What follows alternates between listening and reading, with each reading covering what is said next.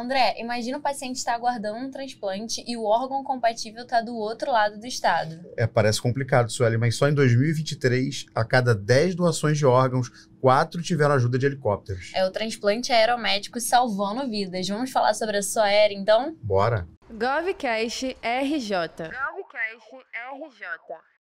Está no ar mais um GovCast RJ, o podcast do Governo do Estado do Rio de Janeiro. Eu sou o André Luiz Costa, estou aqui mais uma vez com minha amiga Suelen Guedes. E aí, Suelen, tudo bem? E aí, André, tudo bem? Antes da gente chamar os nossos convidados de hoje, deixa eu dar aquele recadinho de sempre. Para não perder nenhum episódio do GovCast RJ, se inscreve no canal e aciona o sininho. E se você prefere em áudio, estamos também no Spotify e demais plataformas. E agora sim, vamos chamar os nossos convidados de hoje, o Coronel Neiva e o Coronel Marques, para falar um pouquinho da SOAER, que é a Superintendência de Operações Aéreas da Secretaria de Saúde. Tudo bem, pessoal? Conta um pouquinho pra gente o que é e como surgiu a SOAER. Então, a SOAER é uma unidade de aviação pública do Estado. Ela tem como objetivo regular os protocolos das ações operacionais envolvendo os helicópteros da saúde. Hoje, nós só temos um helicóptero na saúde, que é o famoso verdinho, mas é importante destacar que a SOAER ela foi criada em maio de 2021, na época estávamos na pandemia, para atender às entregas das vacinas. E esse helicóptero nosso, ele já existia, ele já era da Secretaria de Saúde, mas era operado pelo Corpo de Bombeiros. E com a pandemia, ele foi para a saúde para potencializar essa entrega das vacinas. Nós temos um número muito bom das quase 2 milhões, né, de vacinas, de doses de vacina que foram aplicadas, nós transportamos 971 mil, quase 1 milhão, quase a metade das doses foram transportadas pelo Verdinho para todos os municípios do nosso estado. Legal. E hoje, qual que é a média semanal de atendimento que vocês fazem? Hoje, a média é de um atendimento por dia, podendo chegar a 3 diários. Nesse ano de 2023, nós já transportamos 142 órgãos e 118 crianças. Quando nós estamos empenhados em alguma missão, nós contamos com nossos colaboradores, que é o próprio Corpo de Bombeiros, a Polícia Militar, a Polícia Civil e o próprio governador, que cede suas aeronaves para o transporte de órgãos. E crianças também. Né? Por exemplo, quando a nossa aeronave entra em manutenção, o governo prontamente disponibiliza a aeronave do Estado para fazer esse transporte de órgãos. E quanto tempo, em média, vocês demoram para chegar em um lugar um pouco mais afastado da capital? Por exemplo, Varriçai. O nosso helicóptero, ele é um modelo esquilo, biturbina. Ele tem uma autonomia de voo de 3 horas e 20. Então, o município mais afastado, que é de Varriçai, nós temos mais ou menos um tempo de voo de 1 hora e 20. Então, dá para você ir e voltar e ainda ter uma autonomia de 20% de 40 minutos de voo. Vocês falaram da época da pandemia, né, no auge da pandemia, que vocês foram importantíssimos com o transporte de vacinas, mas ainda tem transporte de medicamentos também hoje? Ou só transplante de órgãos? É uma das nossas missões, o transporte de medicamentos. Então, se solicitado, sim, nós vamos fazer. Mas durante a pandemia, acho que das 2 milhões de doses que foram distribuídas para o Rio de Janeiro inteiro, igualmente em cada município, nós fomos responsáveis por 971 mil. Quase metade foram nós, com o nosso helicóptero que foi distribuído. Agora conta pra gente como é que acontece o transporte neonatal. Assim, em quais casos é necessário o transporte aeromédico? Como é que funciona? Bom, a gente só é chamado quando é um caso muito grave. É realmente urgência. Né, aquele caso que não dá tempo de pegar uma ambulância e transportar a criança via terrestre. Então, são aqueles casos que a criança nasce com o peito aberto, com os órgãos expostos, ou então a bronquiolite muito grave, vários casos que a gente pega. Né? Tem muita criança recém-nascida, neonatal, né, com problemas de, assim, um pré-natal mal feito que causa algum problema na criança, ou então um pré-natal inexistente que causa um problema na criança. né? E a gente tem que remover com urgência essa criança. Tudo no caso de urgência. A gente nunca é chamado para aquela criança que está mais ou menos, que o hospital dá conta. A gente sempre é chamado para aqueles casos bem graves que ou a criança é levada ou então a criança morre. E como é que é a atenção de vocês na hora de pilotar, sabendo que tem um bebê ali, recém-nascido, que pode perder a vida, qualquer minuto a mais pode perder a vida? Como é que é a atenção, como é que fica a cabeça de vocês nessa hora? A gente tem uma preparação, né, durante a nossa vida, é até bom falar, né? Nós temos 4 comandantes lá e cada um, assim, com uma experiência muito boa na aviação, né? Nós temos 2 oriundos do Corpo de Bombeiros, que é o Coronel Neiva e o Tenente Coronel Medina. Legal. Nós temos o Cozendei, coronel da PM do Rio. Eu sou da Força Aérea, né? E a gente tem uma experiência bem grande. A gente não é piloto novinho, né? A gente não fica mais nervoso com certas situações, né? E a gente brinca, até uma brincadeira nossa, que levar um saco de batata, levar o papa ou levar um doente, para a gente tem que ser a mesma coisa. Sim. Tem que ser, porque a gente tem que estar focado no voo. Então a gente procura não se assim abalar com o que está acontecendo na nossa cabine, né? Claro. Por exemplo, na minha primeira missão, que aconteceu no ano passado, eu fui pegar uma criança em Três Rios, era um recém-nascido, e nós saímos de Três Rios para transportar essa criança para Caxias. Quando a gente chegou em cima de Petrópolis, o médico que estava a bordo falou: olha, pousa que a criança parou, deu uma parada cardiorrespiratória. Né? Aí ali tem um campo, aí pousamos no campo, a gente viu, estava dentro de um quartel do exército. Caraca. Aí pousamos, os soldados vieram desesperados para ver o que estava acontecendo, a gente explicou o que era, né, que a criança estava com problema. Aí prontamente a gente disponibilizou tudo quanto é médico que tinha na unidade para ajudar a gente e tal. Mas quando eu saí do helicóptero, que eu fui olhar a criança, nossa, a criança roxa já, né, e o médico conseguiu reverter. A criança, foi feita uma matéria com ela até umas 2 semanas atrás. Legal. Ela está ótima, então, né? Ótima, sem sequela nenhuma. Que bom. Né? Assim, esses sustinhos que a gente passa, né? Mas a gente não pode, como eu falei, a gente não pode se contaminar durante o voo. O foco era pousou, a gente vai lá ver o que está acontecendo, tá? Mas durante o voo a gente tem que se concentrar no voo, né? Vocês têm até um projeto em parceria com o SAMU, né? Que tem um polvinho. A gente até já chegou a fazer um conteúdo sobre, né, Coronel? É uma parceria com uma ONG chamada Octo Brasil, né? Eles têm um projeto que eles manufaturam os polvinhos. É um polvinho mesmo, é um boneco de polvinho. Os tentáculos do polvinho, ele tem a textura e tem o formato de um cordão umbilical. Então, esse é um estudo dinamarquês que descobriu que esse material, quando entra em contato com o neném, o neném automaticamente fica mais tranquilo, porque ele tem a sensação que está na barriga da mãe ainda.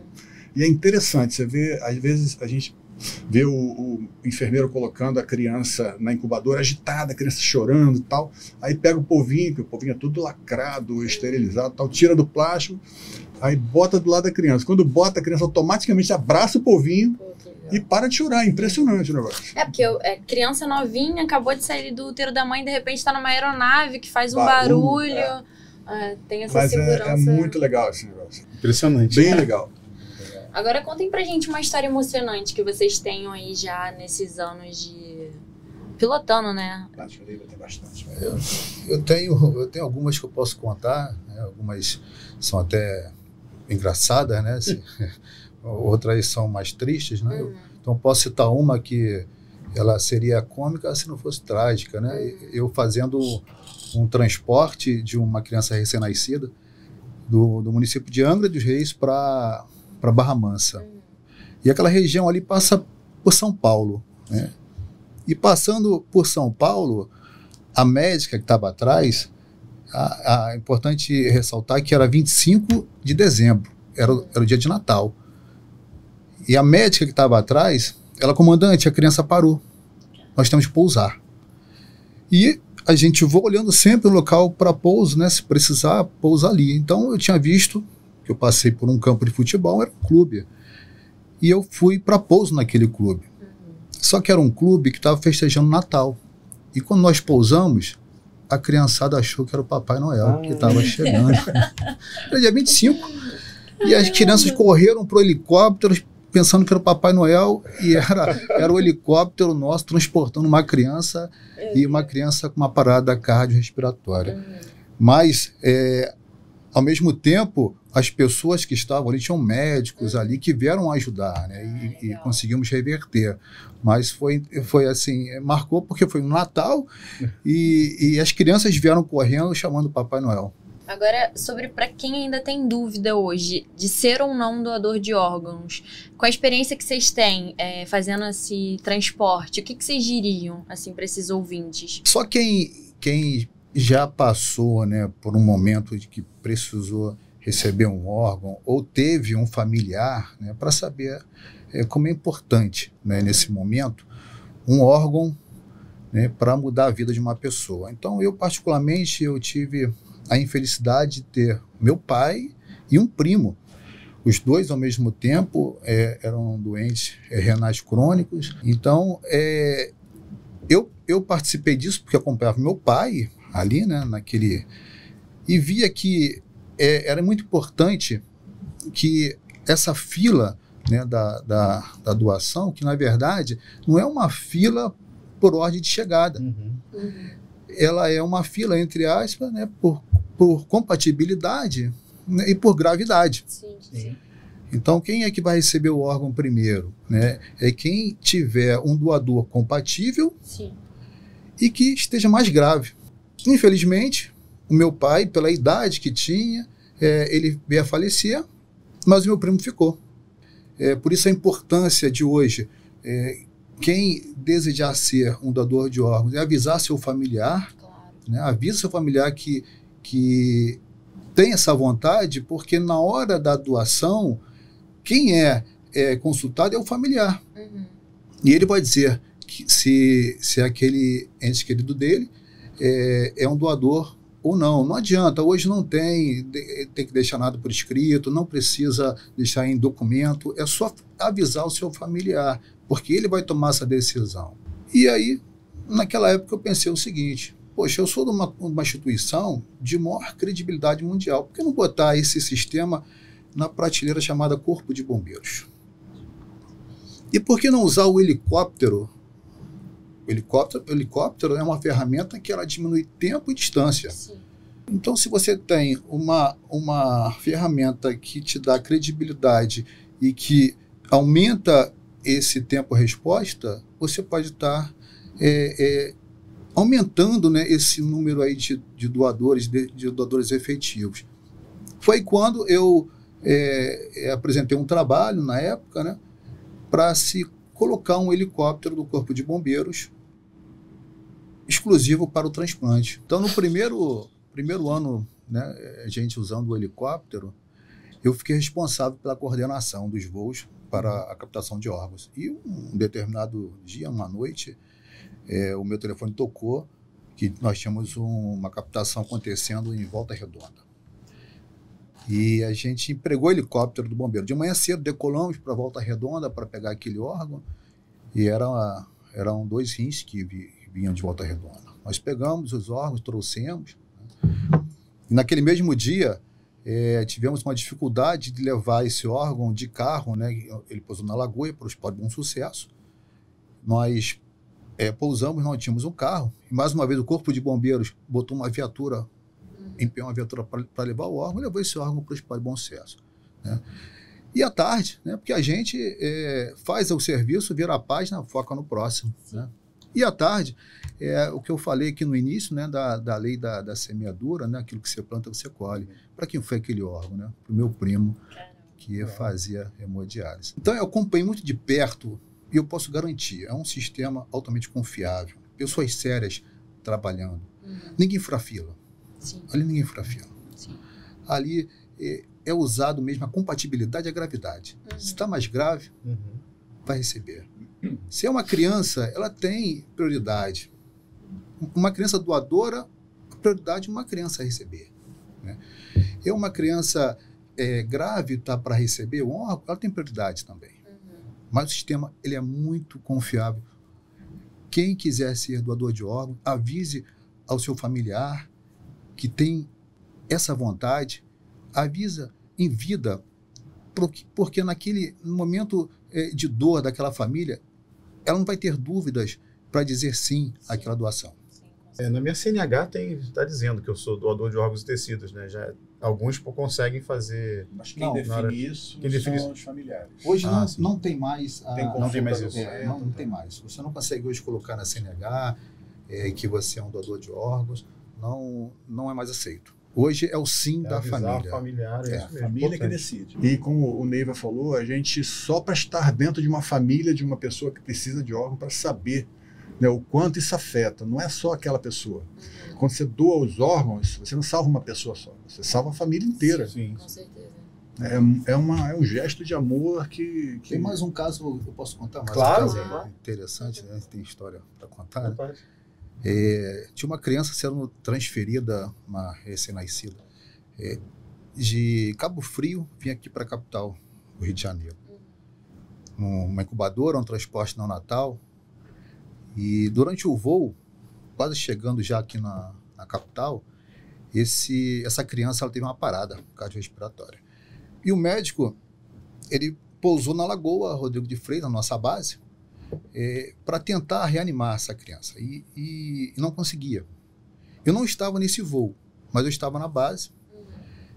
E vendo aquilo acontecer, né, eu lembrei que naquele mesmo dia, um outro médico, até eu vou citar o nome dele para a gente poder homenageá-lo, o Dr. Carlos Vasconcelos, ele estava de plantão numa ambulância do Corpo de Bombeiros.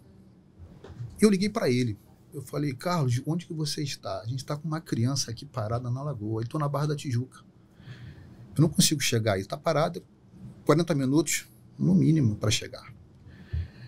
E eu falei, mas que lugar da Barra você está? E ele falou assim, eu estou na linha amarela.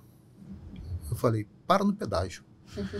Eu peguei o outro helicóptero, decolei, achei a ambulância na linha amarela, no pedágio, posei, não teve tempo de chamar a concessionária. Eu fui posando no meio dos carros, no meio da ambulância, o médico desceu com a mochila junto com o enfermeiro, eles correram, entraram no helicóptero, decolei de volta, pousei na Lagoa. O tempo de decolagem até o tempo de pouso de volta foram 10 minutos. Nossa. É o tempo de salvar uma vida. A importância do helicóptero. Ele desceu do helicóptero, entrou naquele outro, ele de primeira conseguiu tubar aquela criancinha e reverteu aquela parada. Aquela criança viveu. Graças àquela operação conjunta, graças àquele médico que estava disponível e principalmente, né, aquele helicóptero que fez aquele transporte tão rápido. A importância do helicóptero. Aquele médico... É você também, né, coronel? A gente... a gente tem que agir. Salvou essa vida. Nós temos que agir. Temos que dar um pouquinho de si. E eu vi que...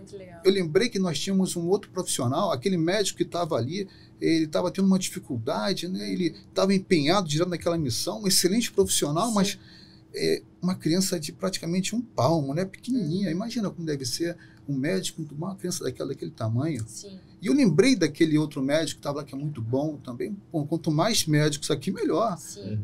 Então, eu peguei, decolei e voltei em 10 minutos. Uma operação assim sensacional, essa é inesquecível, não vou deixar de contar, que mostra a importância, né, do helicóptero e quantas vidas, né, nós conseguimos salvar. Né?